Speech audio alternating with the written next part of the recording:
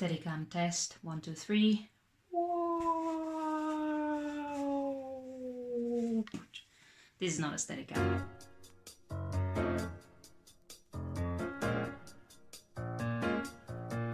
Yeah, this is what today's video is about. It's all about showing you my process, showing you how realistically I make my comics and trying to de-glamorize this whole process. But anyway, I'm gonna show you my process, and so accompany me in looking at my desk and my process and how to get started with your comics and how to understand some concepts that might sound a little bit fancy initially, but there's nothing fancy about comics. It's not a glamorous world.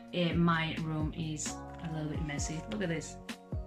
This is my setup. It's all cables and nonsense. So yeah, it doesn't take much, and that's what I want to prove in this video, and I want to encourage you to try and do it for yourself. And if you know where the camera in this thing is, please let me know. Oh, I think it's that thing. Okay, I'm looking at the camera now. Excellent. Okay, so here's the page I'm working on, and what I wanted to show you is the beginning. So the beginning starts with the idea.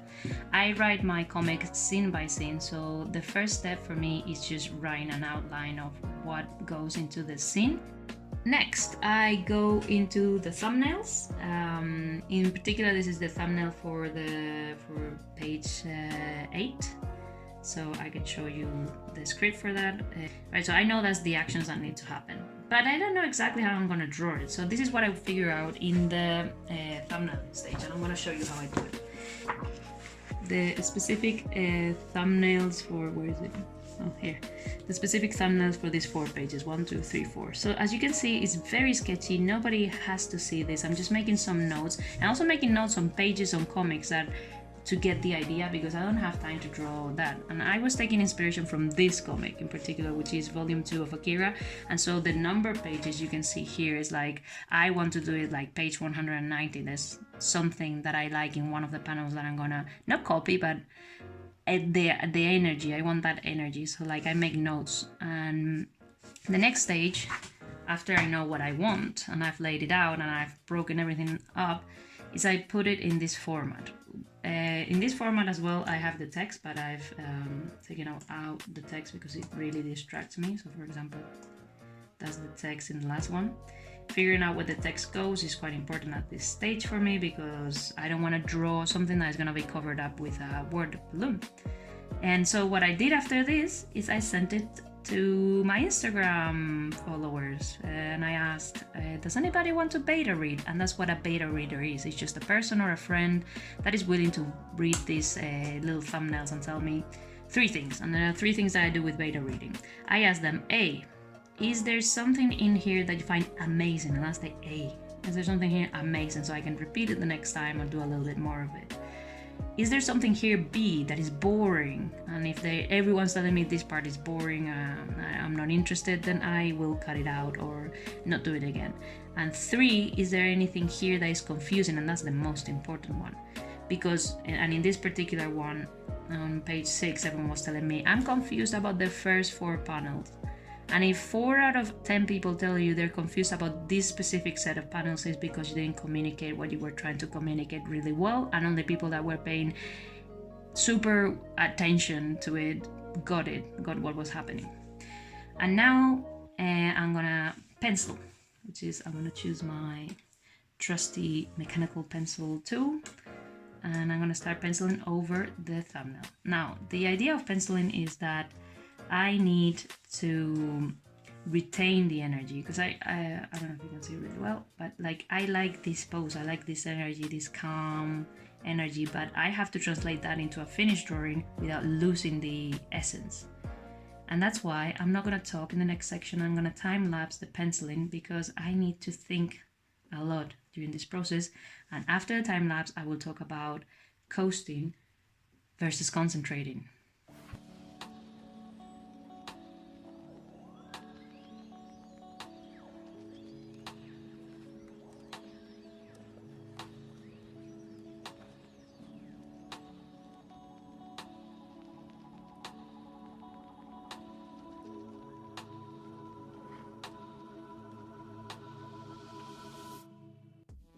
Okay, so I finished the first layer of pencils, and this is something that I always do. I stop at this point and just look at it.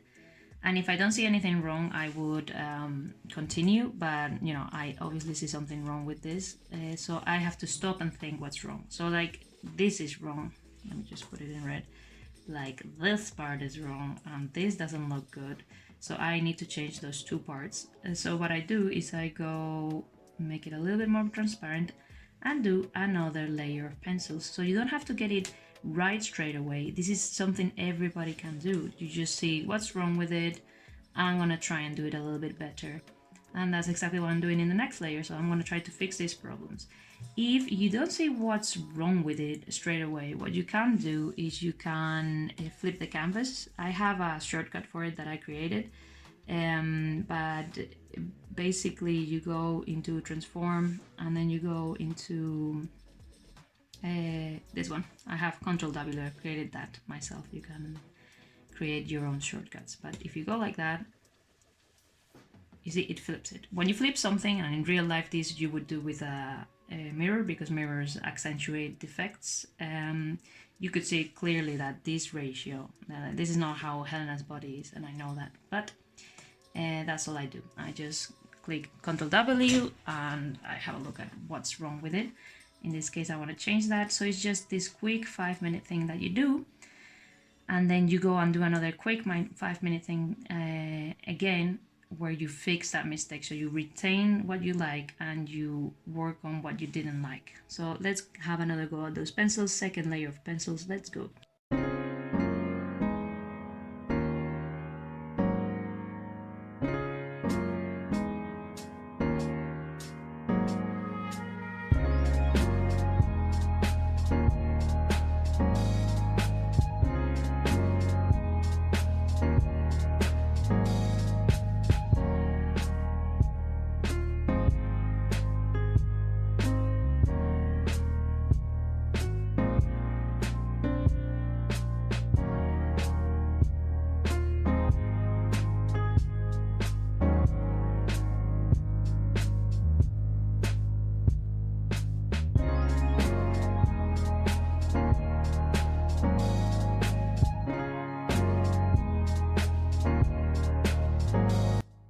Okay, so I've done the second layer of pencils. This was the first layer, and I think I fixed some of the problems I didn't like about Helena's body. So as you can see, in the first layer, she was very like, she's a girl, she's supposed to have a few, like, she doesn't have big hips, but you know, more than this. So I created these contour lines to indicate like where the body is going, so I had a better idea, and then I did over this drawing. And I'm quite happy with this. It's not the best drawing I've ever done in my life, but I think this should do. I think another layer, a third layer will do, because my focus panel is this panel down here. And I don't know if you can see it very well, but this is my focus panel. This is the panel where I'm gonna give it my all, right? So I can't spend 3 days working on this panel because it's a silly little panel with not much happening to it. So I don't wanna draw too much attention to it, and I don't wanna make the reader stop too much in it, and I don't want to stop myself too much in it, because otherwise making comics would take, you know, millions of years. So I'm just gonna make a last layer of pencils, and then I'm gonna move on to the next panel.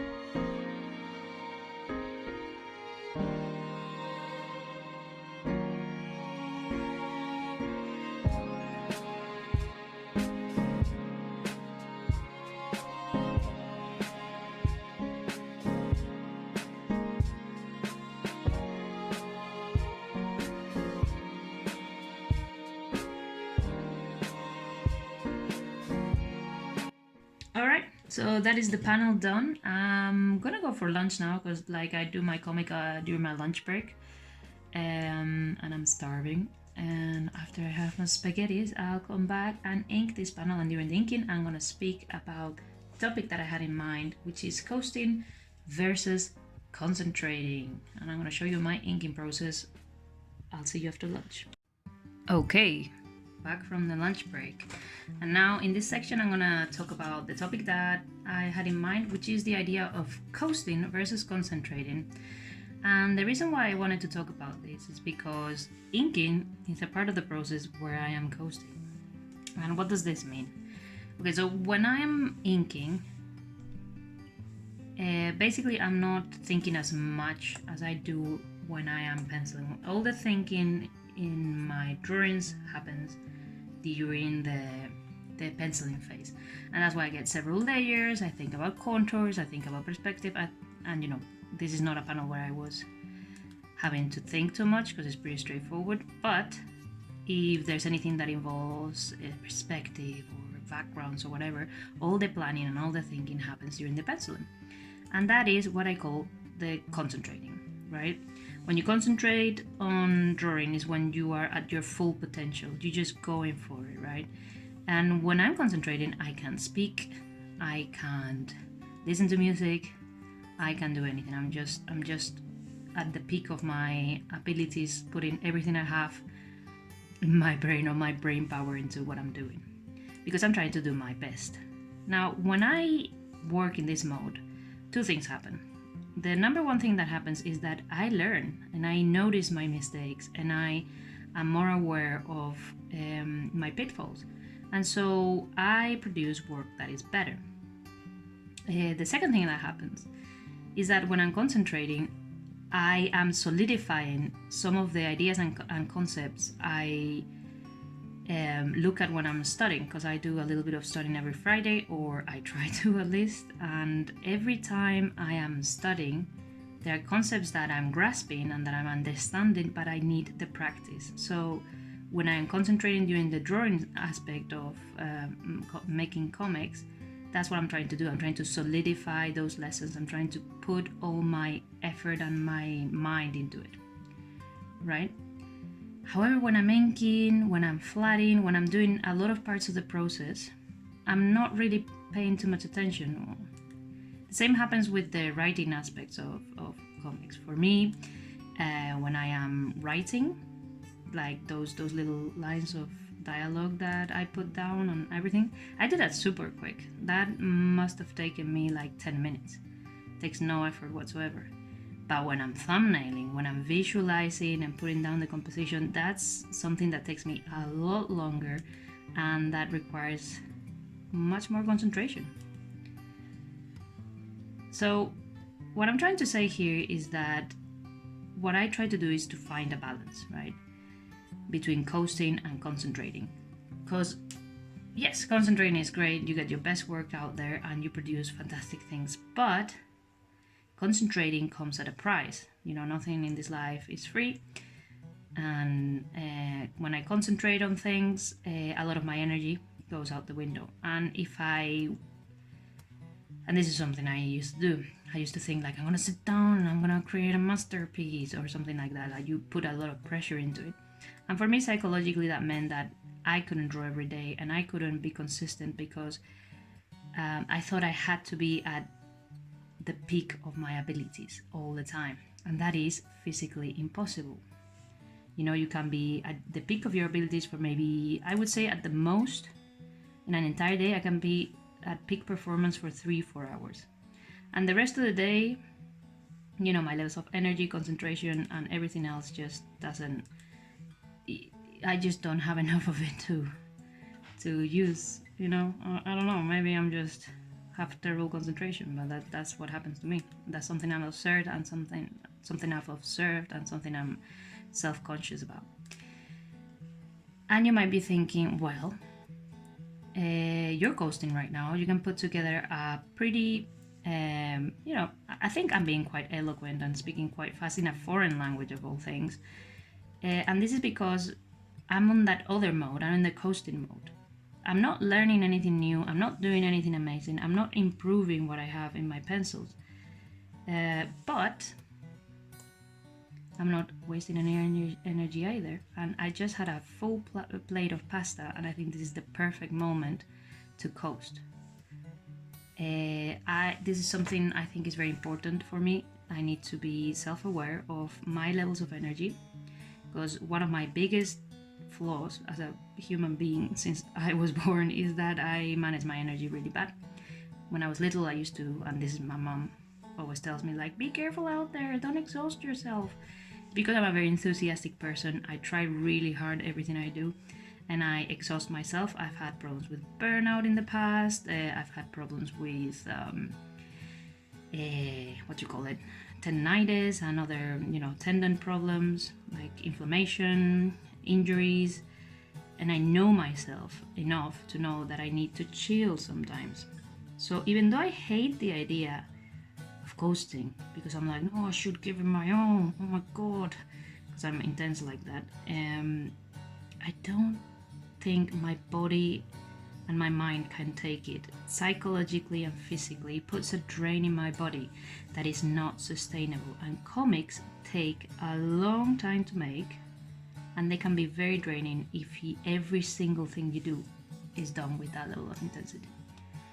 Now, I don't think this is a problem that everyone has. I think this is me realizing who I am and my flaws and the things I tend to do wrong, and just saying that if this is you and you are constantly dreading having to sit down to draw, I would recommend, and this is an exercise I did, I would recommend having a little piece of paper or journal or whatever, and writing down some parts of the process that you find easy, like you could coast. For me, is inking.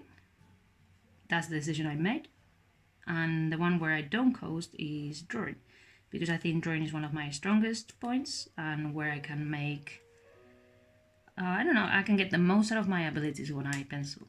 And, I'm not so good at inking, so why, if I can do the bare minimum with inking, I'm happy. That's basically what I'm saying. It is very difficult for me to accept this, that I'm not, a Terminator that can go on forever. But I think as I get better with a lot of years of practice, what initially was concentrating will become coasting, and I will be able to shift my energy into areas that right now I cannot afford to spend my energy on. Because for me, if I try to do everything absolutely perfect, it's something that paralyzes me, something that causes a lot of dread, and it just takes the fun out of it. And I want this to be a sustainable effort. I want to be making comics for a long, long time, and I want to see an organic, and this sounds very social media-y, but an organic growth. Like, I want to grow like humans and plants. Children don't start walking the minute they are born. It takes us time to, we're not humans. I don't know. It's like we take a while to learn things, whereas animals seems to do everything out of instinct. But we need to work at it, and it takes energy and it takes time. Sorry, I'm drinking my coffee. What was I saying?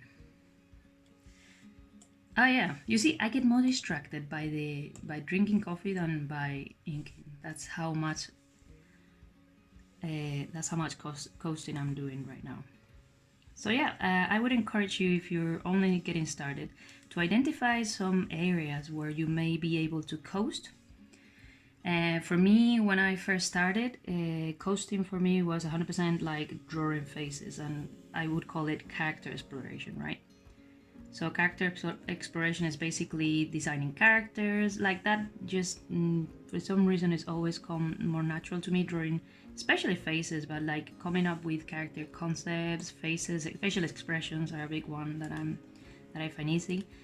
Find something that for you is just a lot easier, that you could do mindlessly, and concentrate on developing that. And once you have that down and you have a habit of doing it and you can coast, then you can move on to the next thing and choose what you're going to be concentrating on and what you're going to be coasting on, and maybe accept that you can't be concentrating on getting everything right, because that will come with time. When you master this in, like, I don't know, 20 years, 30 years, and then you'll think, oh man, and I was stressing so much when I was younger about this thing that I now do like so easily. Like, I always think about making toast in this regard. I don't know why. I'm really bad at making toast, and I don't know why I burn toast, but I'm getting better, you know. And when I cook a lot. Making toast is one of those things where I have to concentrate, and I can make a katsu curry or whatever like super easily, but toast, man, I have to concentrate. So it's like about knowing yourself, knowing where you're gonna mess up, knowing what you want to make sure you're getting right, and deciding where you're gonna coast and where you're gonna concentrate to administer your energy in a realistic way, to not exhaust yourself, to not injure yourself. And this is something that I drone on a lot about, because this is my problem, that I exhaust myself, I injure myself constantly, and it's the worst. I'm too intense when it comes to getting better. I'm too competitive, too ridiculous, and I need to stop taking it so seriously and coast a little bit. Maybe this is not your case. Maybe you're a person that struggles to take things seriously or to concentrate, and maybe, you know, this is not something that you struggle with. But maybe if you are that type of person, maybe you struggle with the concentration, and choosing one area where you're going to concentrate would be very advantageous for you as well. I don't know. So this was an easy panel where I was coasting overall. I had to concentrate a little bit on the pencils, which I did on 3 layers, and now the panel is done. So I hope you found this video interesting, and let me know what you think. What areas are your normal areas, like go-tos for coasting, and what requires more of your concentration. Okay, I'll see you in the next video. Bye bye.